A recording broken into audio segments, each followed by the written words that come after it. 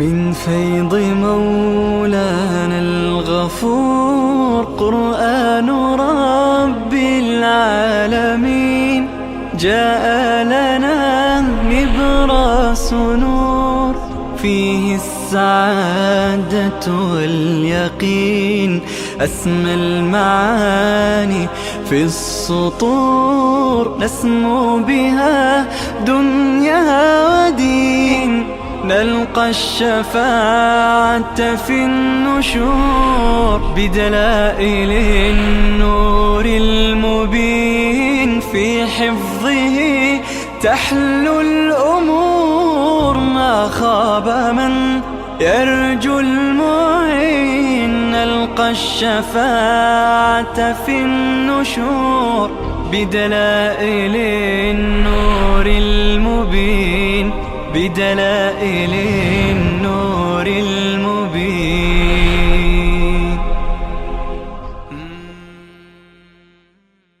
وإذ قلتم يا موسى لن نؤمن، یکی دیگر از بیان خباست ها و ناسپاسی های بنی اسرائیل. الله می فرماید و اذ قلتم یا موسى لن نؤمن لك حتى نرى الله جهرا، ما هرگز ایمان نمی آوریم تا زمانی که خدا را علنی ببینیم. علنی ببینیم. اینها گروهی بودند. موسی علیه السلام بعد از اینکه تورات کتاب خدا را آورد، بنی اسرائیل را چقدر اینها ظلم کردند، واقعا چقدر اذیت کردند پیغمبر خدا را. بنی اسرائیل را گفت که این تورات هست، کتاب خدا هست، هدى و نور هست، لذا میخواهید بدرخشید، میخواهید که نجات بیابید، به این ایمان بیاورید. بنی اسرائیل قبول نکردند، گفتند که این کتاب خدا نیست، ما نمیپذیریم، قبول نمی کنیم. حضرت موسی علیه السلام وعده کرد با قوم که مستقیما از خدا بشنوند. اونها گفتن خب ما مستقیم از خدا بشنویم که کتاب من هست، ما قبول میکنیم. بالاخره موسی علیه السلام نمایندگان قوم را که بهترین هایشون بود 70 نفر را تعیین کردند. 70 نفر رفتند در کوه طور، اونجا الله عزوجل کلام فرمودند، اونطوری که شأن و جایگاه رب العالمین هست، اینها شنیدند کلام الله را. بعد از اون گفتن باز هم ما قبول نمی کنیم، باید ببینیم. لن نؤمن لك حتى نرى الله جهرة. خداوند عزوجل صاعقه را فرستاد، صاعقه آمد و همه اینها را خورد و از بین برد، همه را کشت. اینها از بین رفتند. موسی علیه السلام پریشان شد، دعا کرد بار الها الان که من برم پیش قوم چه جوابی بدم؟ اینها همه از بین رفتند، مردند و قوم به جای هدایت و ایمان گمراه تر میشه. میگه افراد ما را، نمایندگان ما را، سرداران ما را کشتی. الله عزوجل دوباره لطف کرد و اونها را زنده کرد و بعد از اون اینها هم به هر حال اکتفا کردن به همین شنیدن و برگشتن به قوم، گفتند که خداوند کلام فرمود، واقعا تورات کتاب خدا هست، اما به شما اختیار داد، هر که عمل می کند دوست دارد عمل بکند، هر که دوست ندارد عمل نکند. آخر گفتم پس ما حوصله نداریم عمل بکنیم. خداوند عزوجل اینجا آیه بعدی می آید در همین سوره، کوه طور را و اذ نتقنا الجبل فوقهم، کوه را الله تعالی حقیقتا هم کنایه از چیزی دیگه نیست برداشت و سرشون قرار داد. عمل می کنید یا نه؟ آخر همه به سجده افتادند و گفتند عمل می کنیم. بله، الله می فرماید و اذ قلتم یا موسی، زمانی که شما گفتید ای موسی لن نؤمن لك حتى نرى الله جهرة، هرگز ما ایمان نمی آوریم به تو حتی که ما ببینیم الله را جهرتا علنی، عیانا ببینیم، علنا ببینیم. فاخذتكم الصاعقه وانتم تنظرون. الله می فرماید شما را صاعقه گرفت در حالی که شما نگاه می کردید چگونه صاعقه از آسمان آمد. اما ثم بعثناکم، نعمت ششم، بعد از این عذاب ما شما را بعث کردیم، بلند کردیم، زنده کردیم. من بعد موتکم، بعد از مرگ شما، بعد از اینکه شما را میراندیم. لعلکم تشکرون، شاید شما بندگان شاکری باشید. حکمت بعثت، حکمت احیاء دوباره، شاید شما بندگان شاکری باشید. وظللنا علیکم الغمام وانزلنا علیکم المن والسلوى. بعد از اینکه الله عزوجل فرعون را هلاک کرد، بنی اسرائیل خزائن مصر را برداشتند، آمدند به طرف شام. وقتی که شام آمدند، پادشاهی از قوم عمالقه بر شام و بر ملک آبایی و اجدادی بنی اسرائیل چی کرده بود؟ مسلط شده بود، حکومت می کرد. لذا خداوند عزوجل دستور دادند که شما اگر می خواهید عزت را، لذا بجنگید، با این قوم بجنگید، جهاد بکنید، خداوند شما را ظفر و پیروزی عنایت می کند، عزت و حکومت مال شما میشه. اما بنی اسرائیل گفتن ما نمیتونیم کار را بکنیم، ما جنگ کردن را بلد نیستیم، آمادگی برای جنگ نداریم.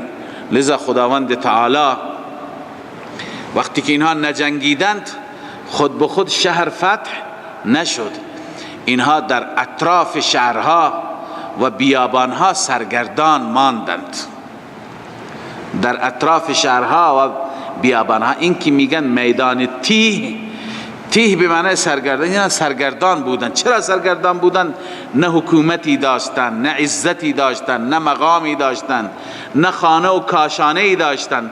خداوند عزوجل اینها را روزانه خیرات میداد، من و سلوا، دیگه کار اینها بلد نبودند.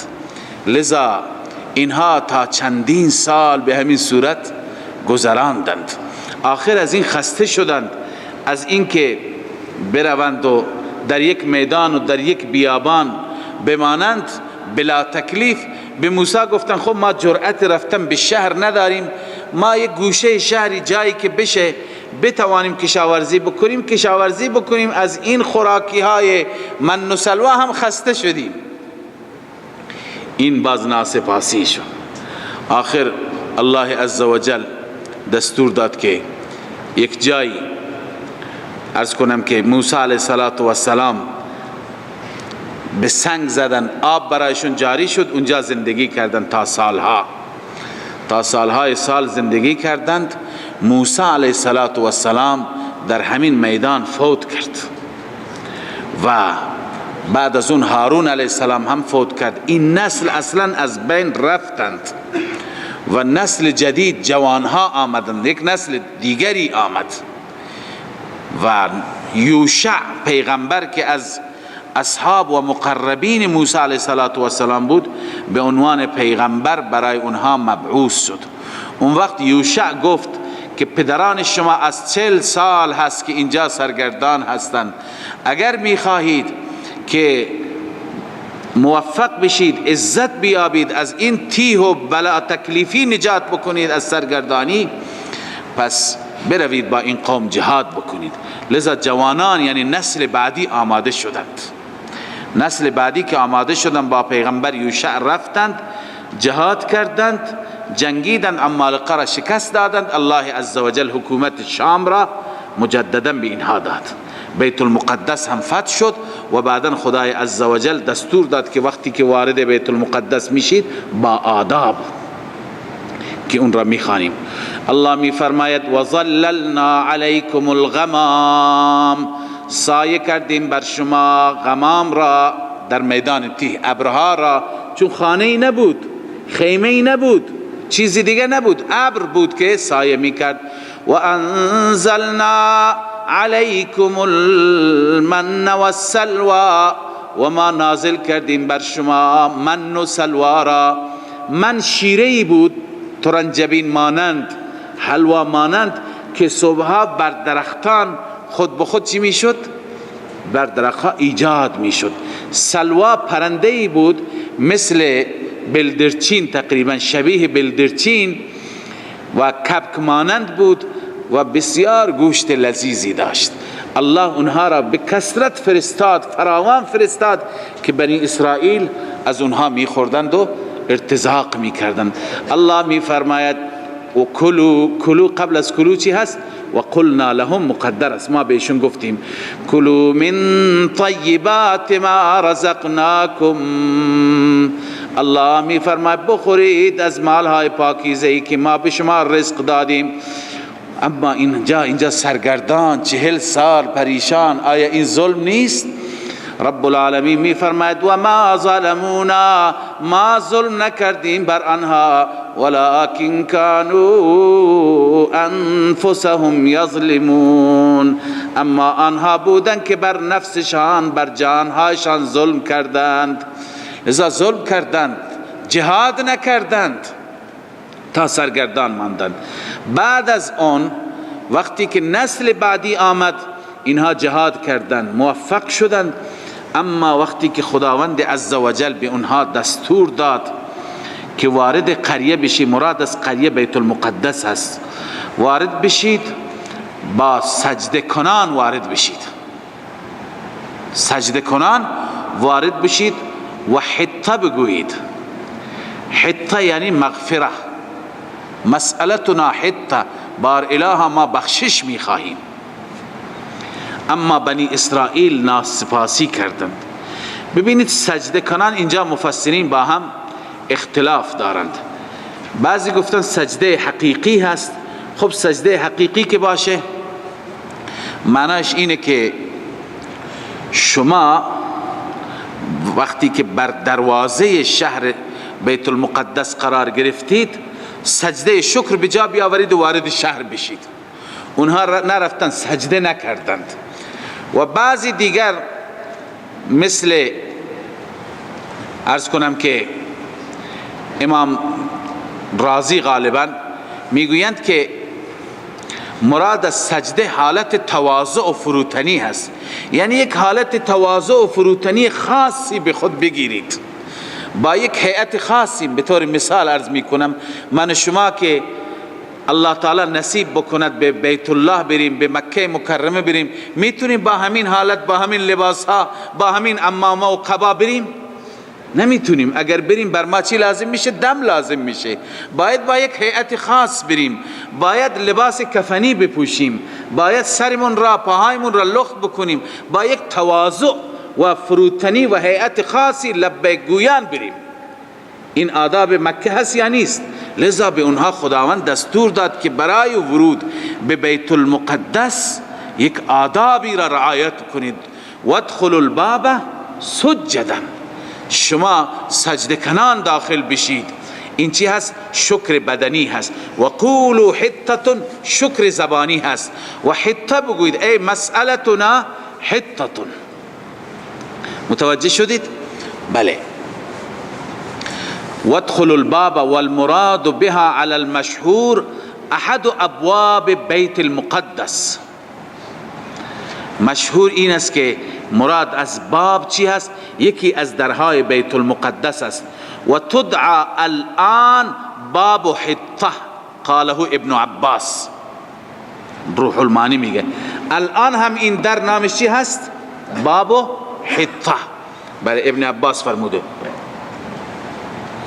لذا الله می فرماید وادخلوا الباب سجدا وقولوا حطة، شما متواضع وارد بشید، سجده کنان وارد بشید. و وقتی که وارد شدید ما میگیم لبیک اللهم لبیک، به اونها الله فرمود وقولوا حطة، شما چی بگویید؟ حطه بگویید. مسئلتنا حطة، ما مغفرت میخواهیم. نغفر لكم اگر شما این سجده ها را، اگر شما این شکرها را، شکر بدنی و شکر زبانی را به جا آوردید، نغفر لکم خطایاکم، ما می بخشیم خطاهای شما را، و نه تنها خطاهای شما را می بخشیم، ثمره خاص شکر، و سنزید المحسنین، ما در مخلصین، در نیکوکاران می افزاییم، یعنی اضافه بر اون بهشون می دهیم، اما به شرط اینکه شما شاکر باشید.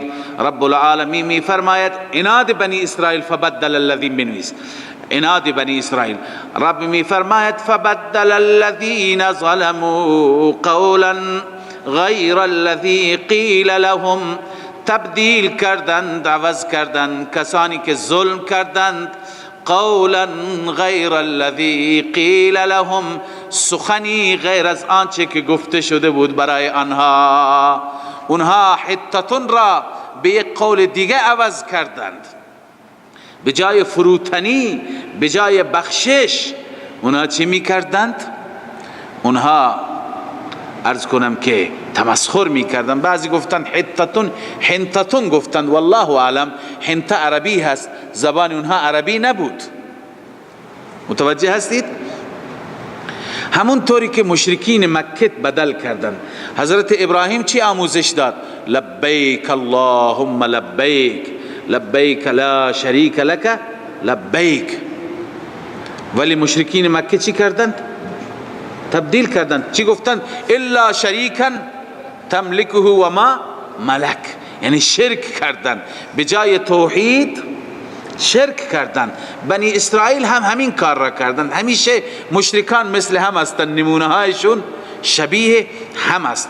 لذا الله می فرماید فبدل الذین ظلموا قولا غیر الذی قیل لهم، تبدیل کردن به سخنی، به جمله‌ای که غیر از آنچه که گفته شده بود به اونها. فانزلنا علی الذین ظلموا، ثمره تبدیل، ما نازل کردیم بر کسانی که ظلم کردند، رجزا من السماء، عذابی از آسمان، رجزا من السماء، بیضاوی نوشته طاعون، ما طاعونی بر اونها از آسمان نازل کردیم. خداوند طاعون را نازل کرد، چندین هزار نفر کشته شد به خاطر همین ناسپاسی و کفران نعمت. خدا شهر را برایت آزاد کرده، بیت المقدس را آزاد کرده، به جای شکر نعمت آمدی کفر نعمت میکنی؟ لذا بمیرید. خداوند به وسیله طاعون همه را کشت و از بین برد، جمع بزرگی را. فانزلنا علی الذین ظلموا رجزا، عذاب بسیار هولناک، التنوین للتهویل، عذاب بسیار هولناک، طاعون بسیار خطرناک، من السماء، از آسمان، بما کانوا یفسقون، با سببی است، به سبب فسقهم، این به سبب فسقهم، ما مصدریه هست، به سبب این که اونها چی میکردند؟ فسق میکردند. به سبب فسقهم المستمر، ابو سعود گفته به سبب فسقهم المستمر. به هر حال در وسط داستان فتح بیت المقدس بود، اما ادامه داستان موسی که بنی اسرائیل به موسی گفتن ای موسی ما چی نداریم؟ آب نداریم، از پروردگار بخوا که به ما آب بده. خداوند موسی علیه السلام دعا کرد، التجای موسوی. موسی از کی خواست؟ از الله. تا وقتی الله نده کار پیغمبر هم نیست. لذا مسلک الانبیاء فی مسئله الدعاء. موسی از رب آب خواست، از رب باران خواست، یا از رب به هر حال چشمه خواست.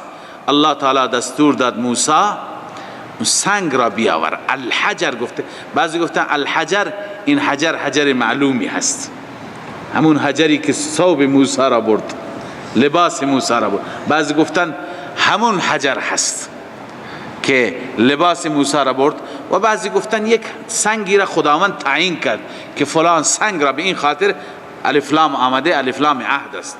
به هر حال موسی با عصا بر سنگ زد، الله عزوجل 12 چشمه بر اساس تقسیم بندی که بنی اسرائیل داشتن 12 تیره بودند برای اونها جاری فرمود.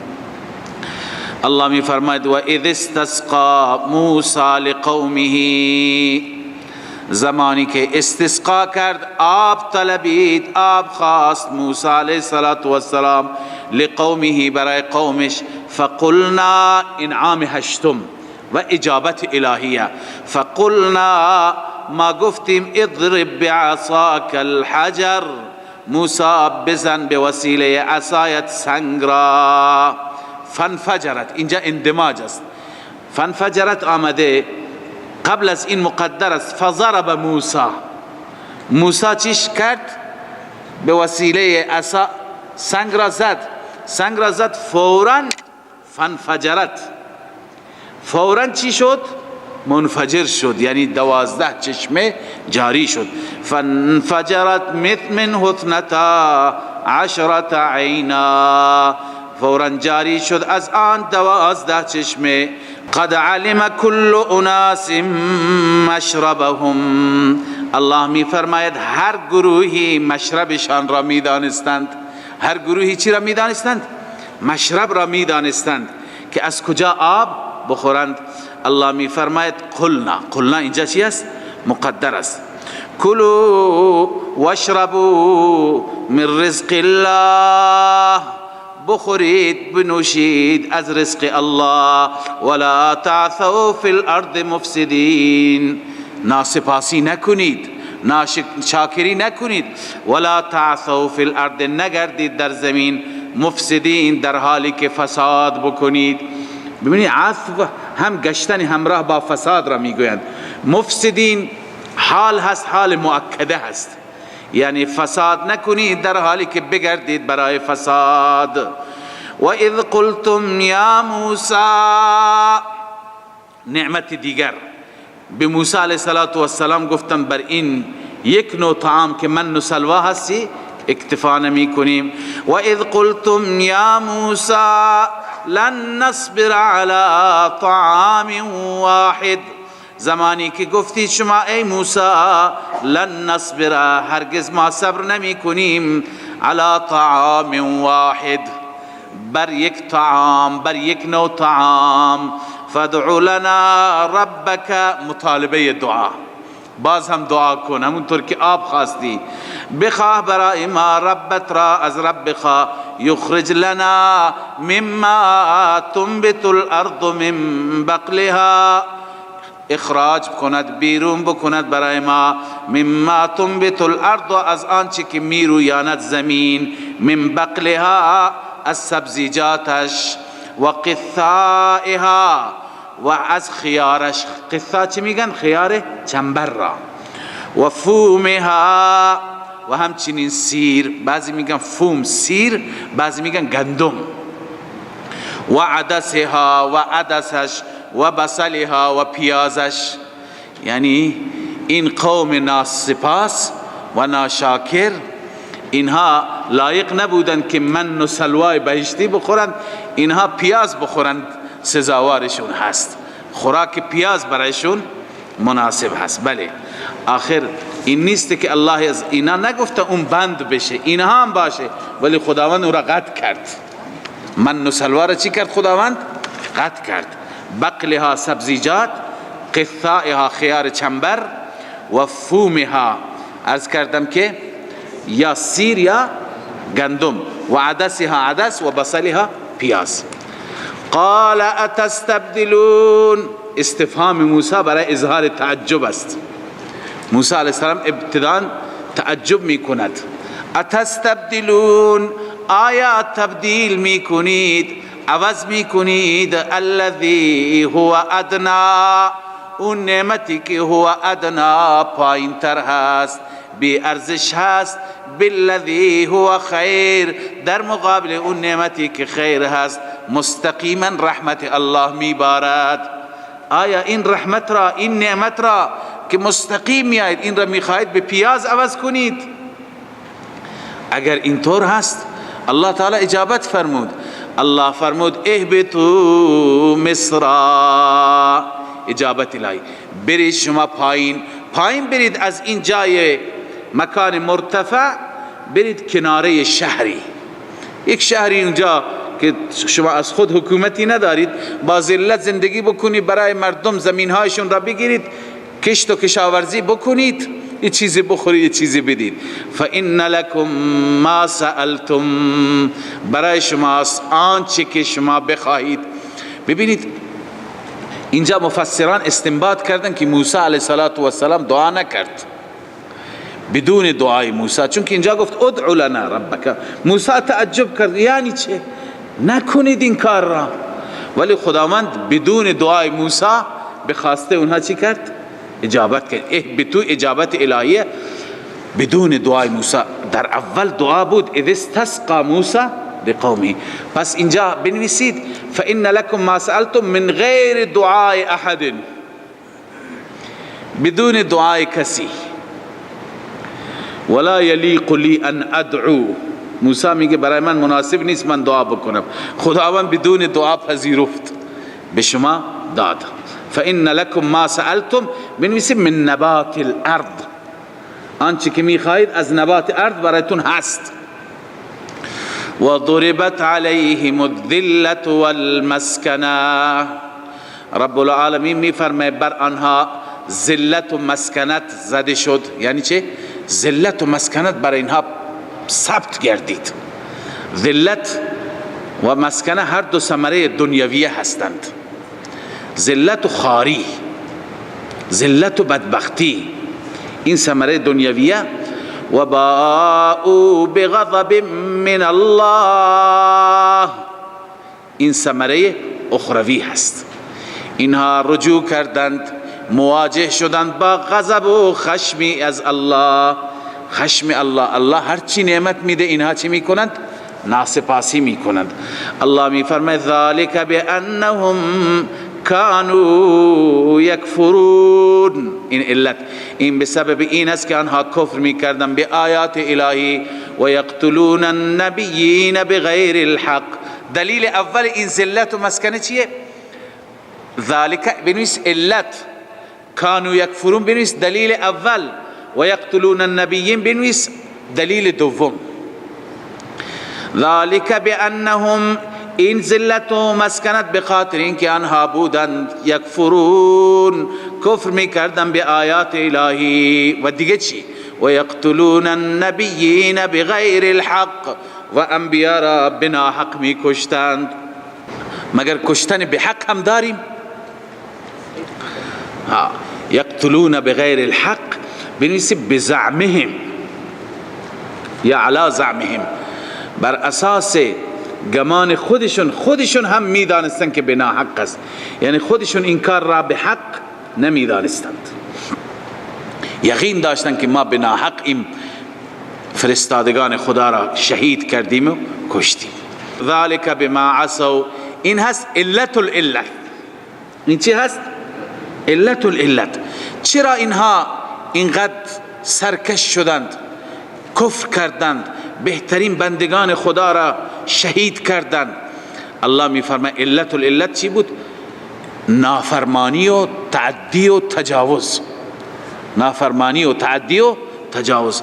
الله میفرماید ذالک بما عصوا، این به سبب اون بود که اونها نافرمانی کردند. و کانوا یعتدون، اونها بودند متجاوز. یعتدون یعنی تجاوز میکردند. تجاوز چیشون بود؟ پیشهشون بود، کارشان بود. اینجا علامه ابو السعود می‌نویسه ای جرهم العصیان و التمادی فی العدوان. چه چیزی اونها را کشید به این روز؟ به کفر و به قتل انبیا. جرهم العصیان، نافرمانی خدا. گاهی نافرمانی و گناه کوچک دست عرض کنم که کار به دست میده، انسان را بدبخت میکنه. لذا جرهم العصیان، نافرمانی و التمادی فی العدوان، اینکه در تعدی و تجاوز ادامه دادن، یک بار نبود، همیشه. الی ما ذکر من الکفر و قتل الانبیاء، اینها باعث شدن که باعث به چی برسن؟ به کفر و قتل انبیا. فان الصغار الذنوب. ببینید نکته بسیار مهمی علامه ابو سعود بیان کرده، برای ما مهم است. فان صغار الذنوب، بدون شک گناهان کوچک، اذا دوم علیها، وقتی که مداومت بشه، یعنی کسی همیشه گناه کوچکی انجام میده، میگه گناه کوچکی است، صغیره هست، همیشه بلا تشبیه بدچشمی میکند، خیانت چشم انجام میده، این تا آخر بر این صغیره نمیمانند، این آخر منجر به گناه کبیره میشه، آخر العیاذ بالله منجر به زنا میشه. لذا میگه اذا دوم علیها، وقتی که بر او مداومت بشه، عدت الی کبارها، باعث میشه که انسان چیکار بکند؟ گناه بزرگ انجام بده.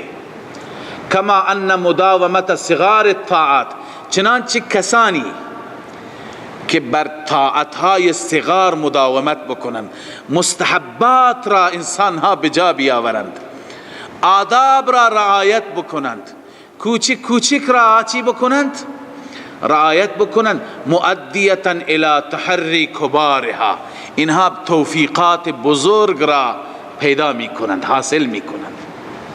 ابو سعود، ببینید گاهی یک عملی هست که عمل زیاد مهمی نیست ولی همیشه شما انجام میدید، همیشه ادایش میکنید، خداوند از شما کاری میگیرد که در حد جهاد اکبر باشد، اون کاری که در توانتان نبود، در ذهنتان و در تصورتان نبود، ولی خداوند شما را سبب میگرداند، چون که شما بر کارها یک کوچک، آداب، طاعات، مستحبات، سنن، نوافل مداومت کردید، محکم گرفتید اینها را. همچنین بالعکس یک انسانی هست گناه کوچکی و صغیره به زعم خودش انجام میده، همیشه انجام میده، آخر کاری میکنه، کاری از دستش صادر میشه که پشیمان میشه و پشیمانی سودی نداره، امکان داره قتل نفس بکنه، امکان داره جنایات بزرگتر از دستش صادر بشه. لذا انسان فکر نمیکنه چی شد من اینطور این گناه بزرگ را کردم، آخر ببینه انسان که برای کوچک ها بی‌پروایی کرده. لذا اینجا الله تعالی ذالک بما عصوا، چرا کفر، چرا انبیا را قتل؟ بخاطر این علت است، بخاطر نافرمانی، و کانوا یعتدون، بخاطر تجاوزاتی که اونها داشتن تجاوز میکردن. صدق الله مولانا العظیم. من فيض مولانا الغفور قرآن رب العالمين، جاء لنا نبراس نور فيه السعادة واليقين، أسمى المعاني في السطور، نسمو بها دنيا ودين، نلقى الشفاعة في النشور، بدلائل النور المبين، في حفظه تحلو الأمور، ما خاب من يرجو المعين، نلقى الشفاعة في النشور، بدلائل النور المبين، بدلائل النور المبين.